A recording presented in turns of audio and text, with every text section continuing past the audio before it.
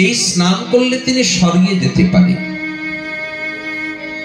তাহলে আমরা যে এখানে উপনীত হয়েছি, ভক্ত, ভক্তি, ভাগবত, এই ত্রিবেণী সঙ্গম, তার থেকেও তো মহিমা। তাহলে এখানে আরো বেশি উন্মাদনা হওয়া উচিত। কিন্তু দুর্দৈব, মায়ার এত বল, এত প্রভাব। দেখবেন যে কার্যের দ্বারা জীব সহজে মায়া মুক্ত হতে পারে, সেখানেই সঙ্গে সঙ্গে মায়াদেবী এসে কি করে? বাধা সৃষ্টি করে। মায়াদেবী চায় না কখনো জীব অনায়াসে ভগবত সাম্রাজ্যে চলে যাক, রাধা মাধবীর সেবায় নিয়োজিত হয়ে যাক, আমাকে ফাঁকি দিয়ে। এটা মায়া চায় না। কিন্তু দেখুন, এই ভাগবতী অনুষ্ঠানে যিনি আসছেন, আসছেন নয়, আসবো ভাবছেন, বললেন তার জন্যও এই ভাগবতীর অসীম কৃপা রয়েছে। এটা আমার কথা নয়, স্বয়ং শ্রীমদ ভাগবতীর বাণী। শৃণ্যতাং সকথা কৃষ্ণ পুণ্য শ্রবণ কীর্তন হৃদ্যন্তস্থৈহবদ্রাণি বিধুনতি সুরিত শতাম। রাধাকুণ্ডের মাহান্ত মহারাজজি এই শ্লোকের অপূর্ব ব্যাখ্যা মাধুরী আমাদেরকে দিয়েছেন। কেউ যদি মনে মনে ভাবে আমি হরি কথা শুনতে যাব, শৃণ্যতাং, এখনো শোনেনি, বিকেল হয়েছে, মনে মনে ভাবছি আজ তো ওখানে আসর বসেছে, হরি কথা হবে, আমি একটু শুনতে যাব। এটা যেই মনে ভাবলেন, সঙ্গে সঙ্গে গোবিন্দ এসে তার হৃদয়ে প্রবেশ করে যায়। কেন?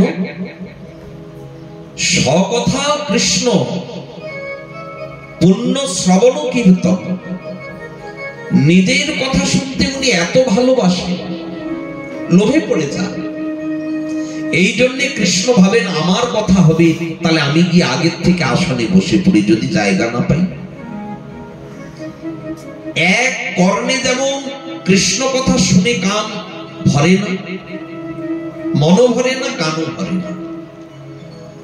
বিধাতার কাছে নালিশ করছে না, বিধি তুমি ভালো সৃষ্টি জানো না, যে দেখিবে কৃষ্ণানম তারে করো দিনয়ন, বিধি হইয়া হেন অবিচার।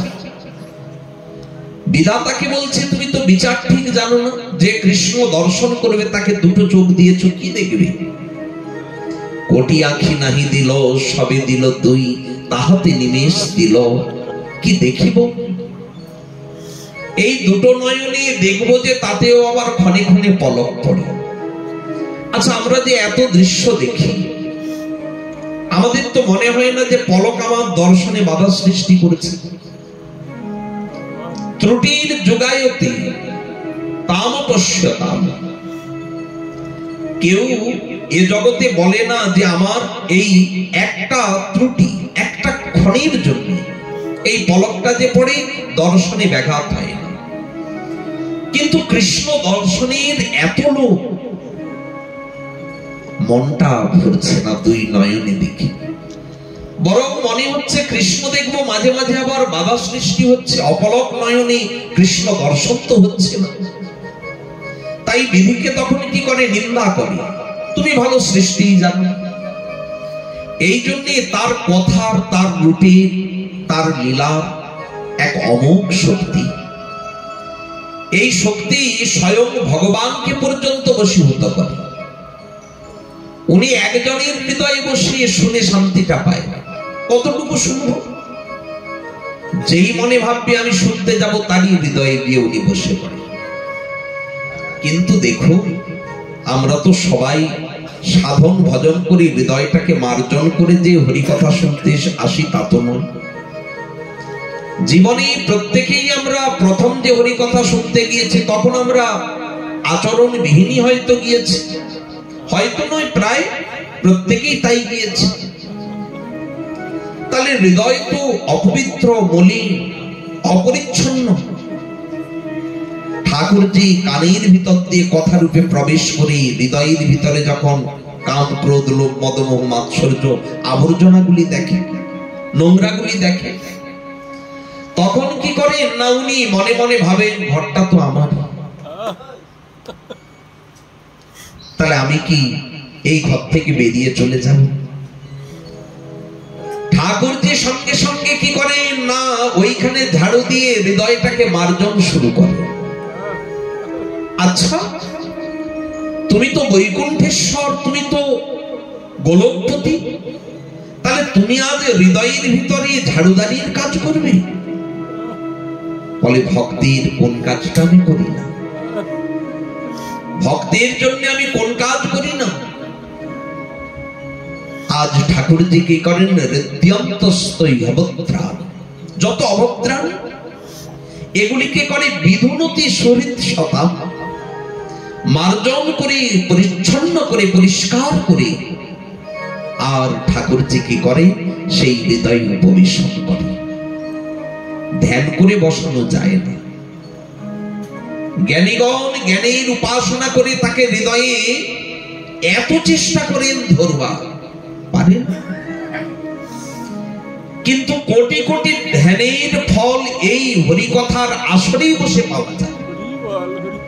যাকে কেউ বশীভূত করতে পারে না, তিনি নিজের থেকে সে হৃদয়ে আপন ইচ্ছায় বশীভূত হয়ে যায়। তাহলে কৃষ্ণ কথার মতো, হরি কথার মতো মহিমা জগতে আর কি আছে? আচ্ছা, আমাদের কথা না হলে ছেড়েই দিই, আমাদের থেকে তো আর দেবতাদের বুদ্ধিটা কম না, বেশি বুদ্ধি। এই সকল দেবতা সম্মিলিত হয়ে এসেছে। শুকদেব গোস্বামী পাদ আসছেন ভাগবত কথা নিয়ে। এদিকে সব দেবতারা এসেছেন একটা অমৃতের কুম্ভ নিয়ে। অমৃত কুম্ভটা নিয়ে এসে সামনে ধরেছে। এই যে মহারাজ, আপনি কোথায় যাচ্ছেন? মুনিবর চিন্তা করলেন কথা বলার তো এরা যোগ্য নয়, কারণ দেবতা তারা স্বার্থ ব্যতীত আর কিছু বোঝে, কিন্তু তবু একটা মর্যাদা আছে। দেবতাকে অমর্যাদা করলেও তো ভক্তির পুষ্টি হয় না। দেবতা বলে কেন, যে কোনো কাউকে যদি অমর্যাদা করা হয় তাহলে ভক্তির হানি হয়, অপরাধ হয়ে যায়। উনি বললেন যে আসলে শুকদেব গোস্বামী পাদ বলছেন যে আমি পরীক্ষিত মহারাজের সভায় যাচ্ছি, হরি কথা শোনাবো। এই যে আমরা এই জন্যই এসেছি। আচ্ছা, উনি তো অভিশাপগ্রস্ত হয়েছে, 7 দিন অন্তে তক্ষক দংশনে ওনার মৃত্যু। তাহলে এক কাজ করুন না, এই তো আমরা কুম্ভ ভাণ্ড নিয়ে এসেছি, অমৃত নিয়ে এসেছি, এই অমৃতটা আপনি নিয়ে গিয়ে পরীক্ষিতকে খাইয়ে দিন, মরবেন, অমর হয়ে যাবে। আর আপনার কাছে যে অমৃত আছে ওটা আমাদেরকে দিয়ে, ভাগবতামৃত আমাদেরকে দিয়ে, আমরা যে কুম্ভবর্তী করে অমৃত এনেছি এটা নিয়ে যান। শুকদেব গোস্বামী পাদ তত্ত্বজ্ঞানী, দ্রষ্টা পুরুষ শুধু নয়, সর্বমুনি যাকে মান্যতা দেন, তিনি চিন্তা করছেন, বাহ, কথা সুধা কথা লোকে কাচ কমনির মহা ব্রহ্মরাত বিচার জৈব তদা দেবাঞ্জ হাস। মুচকি হাসলেন। সেই দেবতাগণের দিকে তাকিয়ে দেবাঞ্জ হাস, উনি তখন একটু মুচকি হাসলেন কেন? আচ্ছা, কোথায় সেই হরি কথা আর কোথায় হচ্ছে এই অমৃত? কোথায় মণি মুক্তা আর কোথায় কাঁচ? মূল্য কি এক? কাঁচের মূল্য কতটুকু আর মণি মুক্তার মূল্য কত, তাই না? তো সেই রকম হরি কথার সঙ্গে কি এই জগতে ওই মন্থন করা অমৃতের কি তুলনা হয়? ওরা অযোগ্য বিচার করে আর দিলেন।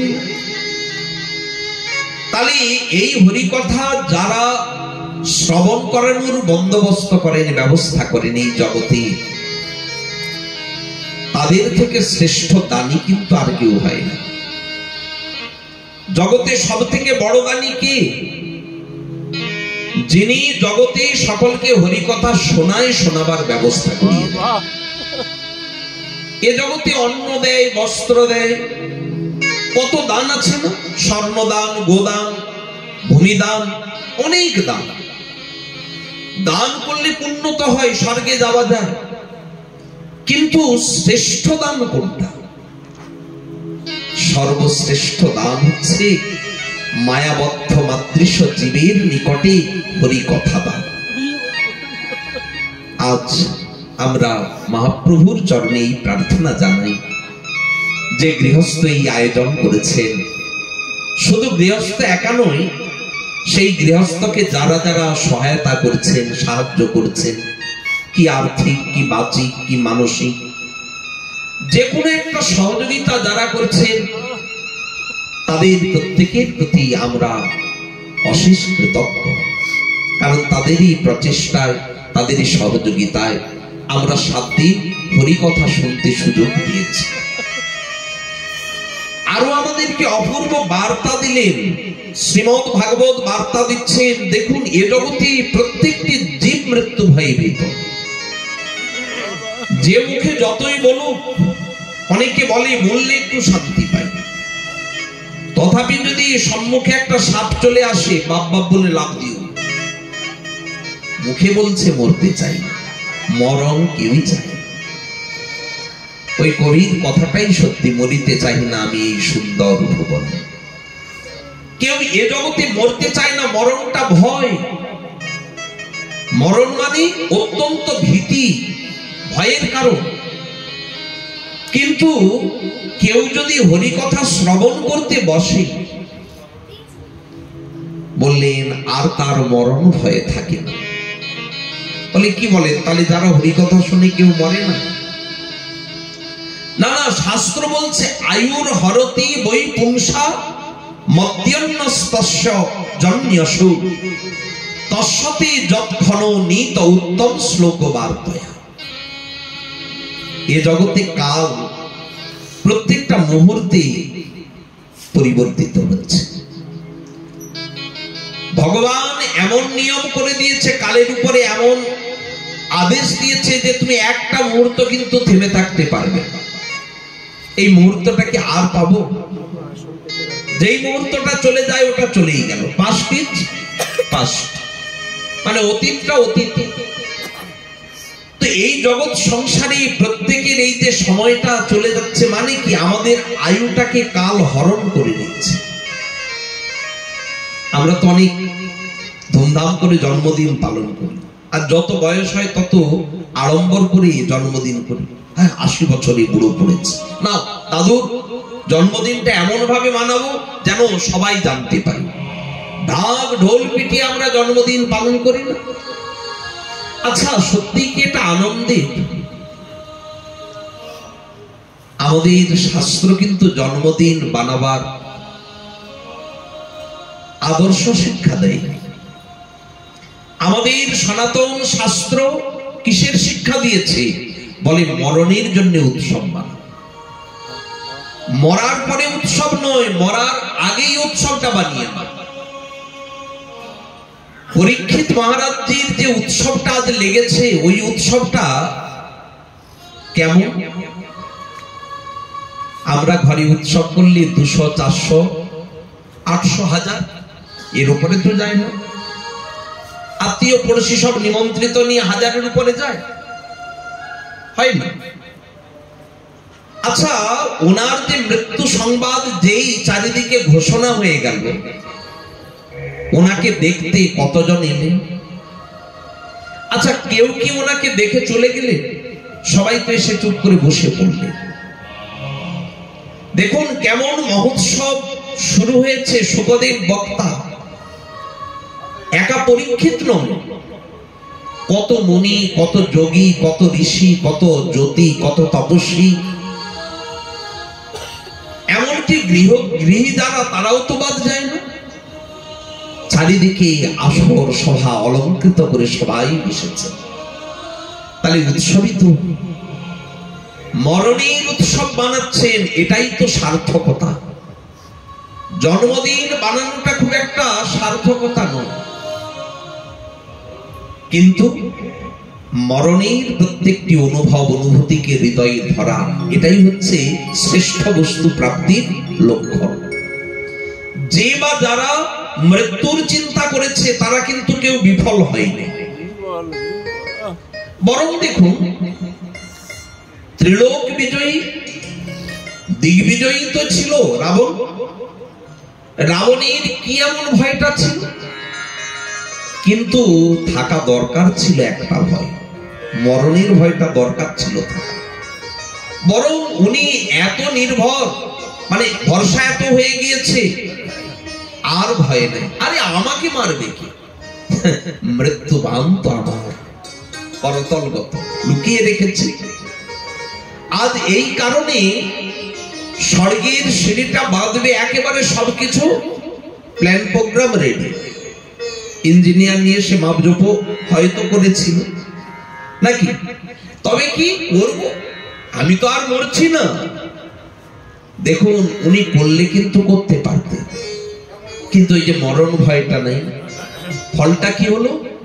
মৃত্যুকে এত করা, মানে জব্দ করে ধরেও শেষ পর্যন্ত ফসকে গেল। আর পরমার্থ কিন্তু পাওয়া হলো না। কিন্তু ভরত মহারাজ ভাগবতী তো পাই, উনি যখন চিন্তা করলেন যে একবার মরণকালে শুধু হরিণের চিন্তা করে এই বিড়ম্বনা, আমি হরিণ দেহ পেয়েছি, আর ওই হরিণ দেহে ৮-১০টা হরিণের মতো তো জঙ্গলে অরণ্যে ঘুরল, থাকলো ঋষির আশ্রম। তাদের ফেলে দেওয়া সেই ঝুটা পাপ তাই খেত।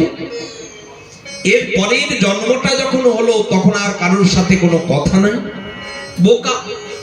জগতে বেশি চালাক হলেই সব থেকে সমস্যা।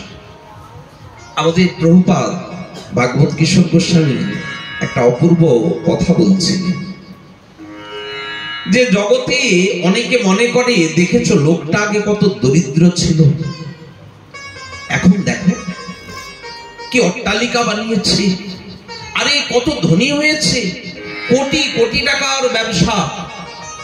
বুদ্ধি আছে, আমরা বলি কি বোকা কোন লোকটা? যার অনেক ছিল কিন্তু দেখো এখন নুনান্তে পান্তা ঘুরে, বলে লোকটা একেবারে বোকা। আমাদের সনাতন শাস্ত্র তা বলে না।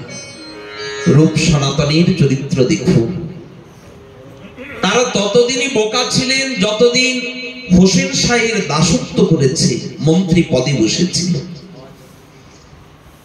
কিন্তু যখন সেই রূপ এবং সনাতন, তারা সর্বত্যাগ করে হাগৌর প্রাণ গৌর তোমার হলাম বলে ওই গৌর চরণে সব সঁপে দিল। পথের কান্না, তাই না? এক এক বৃক্ষ তলে এক এক রাত্রিবাস, কভু চানা চরবন কভু উপবাস, ছেঁড়া কাঁথা নেড়া মাথা, মুখে কৃষ্ণ গুণগাথা। জিজ্ঞাসিলে বলে মুই চৈতন্যের দাস। জয়নিতাই, আমরা সকলেই আমার প্রাণ গৌর হরির দাস। তিনি আমাদের নবদ্বীপে উদয় হয়ে আমাদের বাঙালির ভাগ্যাকাশের উজ্জ্বল ধ্রুব তারারূপে আমাদের হৃদয় মাঝে অবস্থান করছেন। বাসুদেব ঘোষ সেই জন্য একটা সুন্দর পদ রচনা করেছেন। আসুন সবাই মিলে একটু আস্বাদন করি। আপন করিয়ার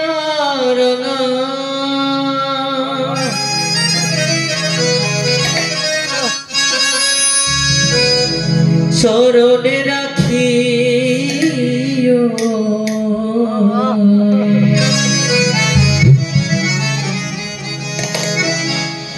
গৌরাঙ্গ তুমি মোরে দয়া না ছাড়িও, গৌরাঙ্গ তুমি মোরে দয়া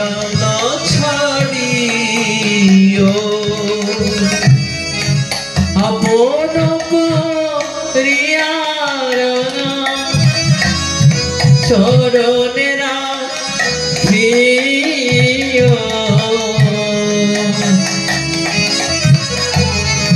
গৌরাঙ্গ তুমি মোরে দয়া না ছাড়িও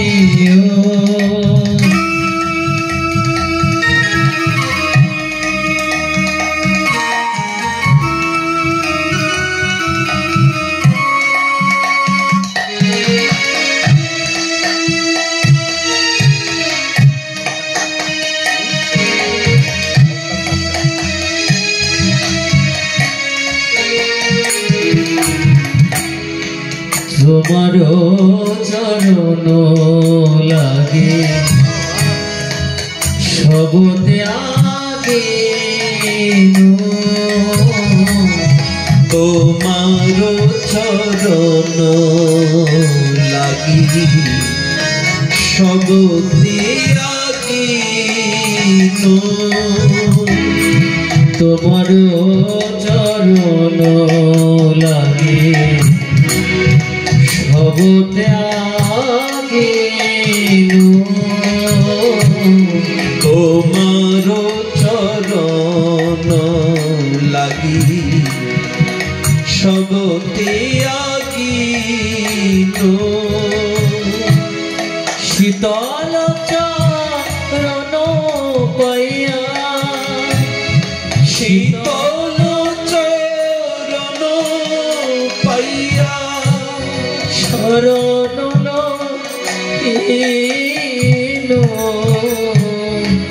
গৌরাঙ্গ তুমি মোরে দয়া না ছাড়িও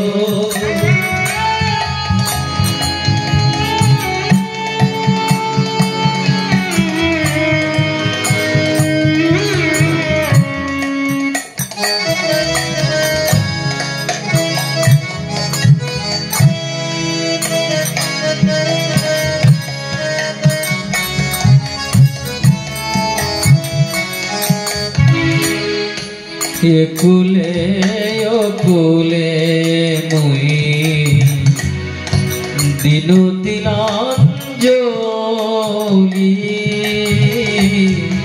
একুলে অকুলে মই দিনুতিলাঞ্জলি রাখিয়া চরণে মোরে আপনার বলি রাখিও চরণে মোরে আপনার বলি বাসুদেব ঘোষ কহে চরণে ধরিয়া বাসুদেব ঘোষ কহে চরণে ধরিয়া কৃপা করে রাখো মোরে পদ ছায়া দিয়া কৃপা করে রাখো মোরে পদ ছায়া দিয়া কৃপা করে রাখো মোরে পদ ছায়া দিয়া কৃপা করে রাখো মোরে পদ ছায়া দিয়া গৌরাঙ্গ তুমি মোরে দয়া না ছাড়িও গৌরাঙ্গ তুমি মোরে দয়া না ছাড়িও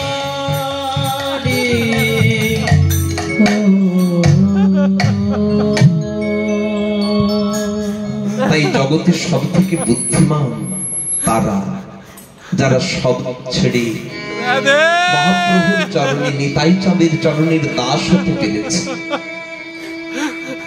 তাই জগতে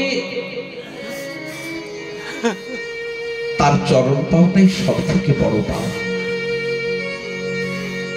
আমাদের নিখিল শাস্ত্র সেই সিদ্ধান্ত দেখাচ্ছেন, মৃত্যু ভয় পাও।